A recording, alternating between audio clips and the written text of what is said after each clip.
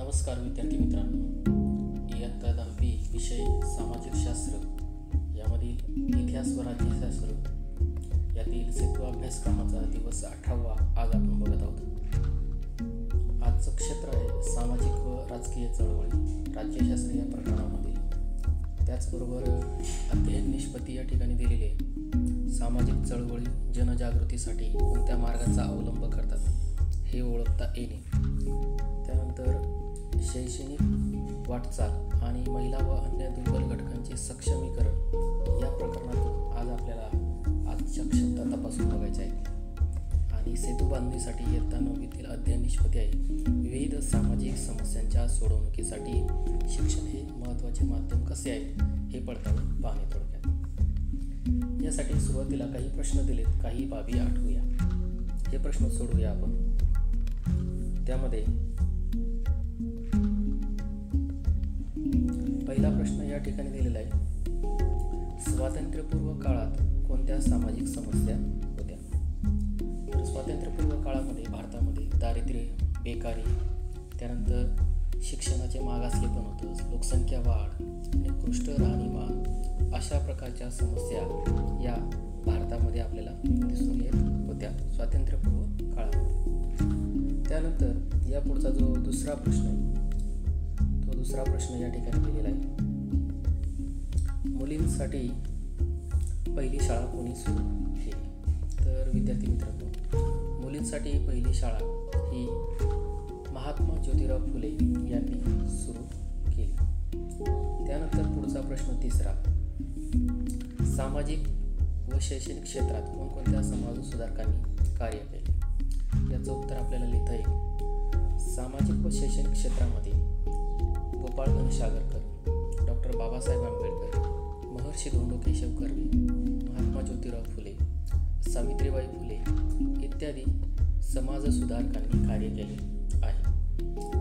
त्यानंतर पुढे आपल्याला प्रश्न विचारला आहे, मदत हवी का? इयत्ता 9वी इतिहास व राज्यशास्त्र कमी पाठ्यपुस्तक. म्हणजे जर आपल्याला वरील प्रश्नाची उत्तरे लिहिता नाही आली तर आपण इयत्ता 9वीच्या पुस्तकात या प्रश्नाची उत्तरे शोधू शकतो. यानंतर पुढे बघा, कृती करा. यामध्ये अजूनही काही प्रश्न दिलेले आहेत. पुन्हा प्रश्न बघूया आपण. पहिला प्रश्न या ठिकाणी दिला आहे. आदिवासी मुलांसाठी ताराबाई मोडक व अनुताई वाघ यांनी कोणते कार्य केले? तर विद्यार्थी मित्रांनो, कृतीमधला हा जो पहिला प्रश्न आहे त्या प्रश्नाचं उत्तर आहे ताराबाई मोडक व अनुताई वाघ यांनी. ह्या दोघी बालशिक्षण तज्ज्ञ होत्या. त्यामध्ये ताराबाई मोडक या पहिल्या बालशिक्षण तज्ज्ञ म्हणून त्या ठिकाणी ओळखल्या गेल्या. त्यानंतर आदिवासी भागांमध्ये शिक्षणासाठी जी विविध साधने उपलब्ध होत नाहीत ती साधने उपलब्ध या शिक्षण तज्ज्ञांनी केली. त्यानंतर आदिवासी परिसरामध्ये बाल अंगणवाड्या सुद्धा चालवल्या की ज्यातून छोट्या छोट्या मुलांना शिक्षण मिळू शकेल. त्यानंतर त्या पुढचा प्रश्न आहे प्रश्न क्रमांक 2.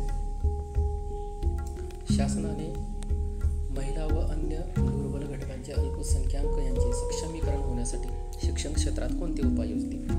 आता 2 प्रश्न आहेत याच्यामध्ये. पहिल्या प्रश्नाचं उत्तर बघूया.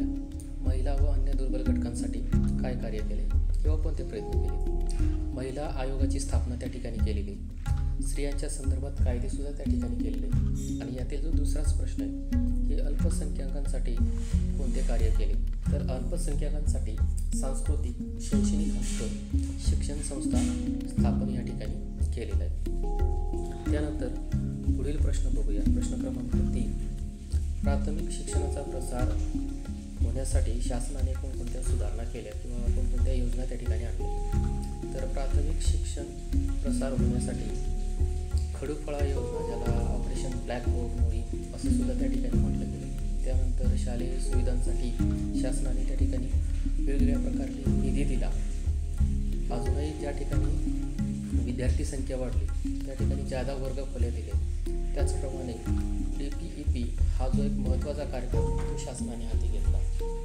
त्याचबरोबर मुलींच्या शिक्षणाच्या संदर्भात 100% उपस्थिती कशी राहील यासाठी सुद्धा शासनाने प्रयत्न केलेले दिसून येतात. त्यानंतर पुढचा प्रश्न आहे बघा. प्रश्न क्रमांक 4.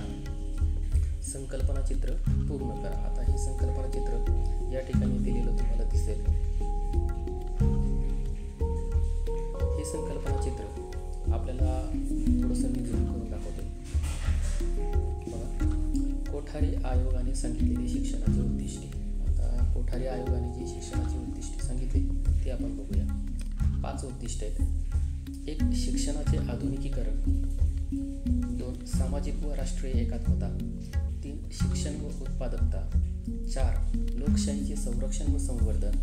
5. सामाजिक व नैतिक आध्यात्मिक मूल्यांची जोपासना. अशाप्रमाणे कोठारी आयोगाने ही उद्दिष्टे त्या ठिकाणी सांगितलेली आहेत. त्यानंतर पाठीमागच्या पानावरती उपक्रम दिला आहे. शैक्षणिक क्षेत्रात कार्य केलेल्या थोर व्यक्तींची चित्रे. त्यानंतर पुढे काय समजले, शिक्षणातून कोणत्या सामाजिक समस्या सोडवण्यात मदत झाली. तर विद्यार्थी मित्रांनो, शिक्षणामधून आपल्याला अंधश्रद्धा असेल, अंधश्रद्धा निर्मूलन, लोकसंख्या जनजागृती असेल, राहणीमानाचा दर्जा असेल आणि अशिक्षितपणा ह्या ज्या समस्या आहेत त्या सोडवण्यासाठी थोडक्यात मदत झाली आपल्याला. त्यानंतर पुढील प्रश्नांसाठी आपल्याला पुन्हा इयत्ता 9चे जे क्रमिक पाठ्यपुस्तक आहे त्याची मदत होईल. प्रश्न स्वाध्याय आणि मूल्यमापनाचे आहे. या स्वाध्याय आणि मूल्यमापनाच्या प्रश्नामधला पहिला जो प्रश्न आहे तो या ठिकाणी दिलेला आहे. कोठारी आयोगाने शिक्षणाच्या क्षेत्रात सुधारणा होण्यासाठी कोणत्या शिफारशी केल्या. आता मागील जो प्रश्न होता तो उद्दिष्ट होता, आता या ठिकाणी शिफारशी आहे. शिफारशी कोणत्या बघूया. कोठारी आयोगाची शिक्षणाची एकच राष्ट्रीय पद्धत असावी. त्यानंतर दुसरी शिफारस होती मातृभाषा हिंदी व इंग्रजी भाषेचा समावेश शिक्षणामध्ये असावा. त्यानंतर तिसरी जी शिफारस होती निरंतर व प्रौढ शिक्षण भर. त्यानंतर मुक्त विद्यापीठे असावी, पत्राद्वारे शिक्षण असावे. अशा प्रकारच्या शिफारशी या कोठारी आयोगाने शिक्षणाच्या संदर्भात दिलेल्या होत्या. त्यानंतर दुसरा प्रश्न बघूया. मुक्त विद्यापीठ कार्याची माहिती लिहा. आता मुक्त विद्यापीठाचं जे कार्य त्याच्या संदर्भात आपल्याला माहिती देता येईल की ज्या विद्यार्थ्यांना औपचारिक प्रकारचं शिक्षण घेता येत नाही किंवा जे वंचित असतात अशा विद्यार्थ्यांना या मुक्त विद्यापीठामध्ये प्रवेश मिळतो. त्याचबरोबर पात्रता, वय किंवा इतर ज्या गोष्टींमध्ये अटी ठेवलेल्या असतात त्याच्यामध्ये सवलत दिली जाते. त्यानंतर आकाशवाणी, दूरदर्शनच्या माध्यमातून हे मुक्त विद्यापीठाचं शिक्षण दिलं जातं, जे निरंतर म्हणून ओळखलं जातं. किंवा अभ्यास केंद्राद्वारे सुद्धा या मुक्त विद्यापीठाचं शिक्षण प्रमाण सुरू असतं.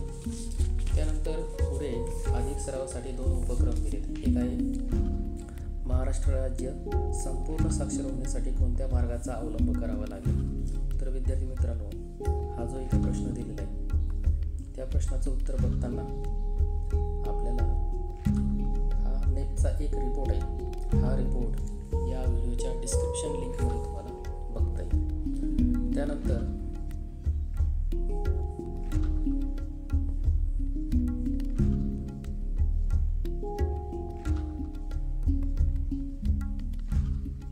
दुसरा जो प्रश्न आहे या ठिकाणी कोसवाडच्या प्रकल्पाविषयी माहिती द्या. याही प्रश्नाचं उत्तर या डिस्क्रिप्शन लिंकमध्ये दिलेलं आहे. 3 ते 4 पेजेसचं आहे. तुम्हाला माहिती हवी असल्यास डिस्क्रिप्शन लिंकमध्ये जाऊन तिथे क्लिक करा आणि माहिती बघा. धन्यवाद.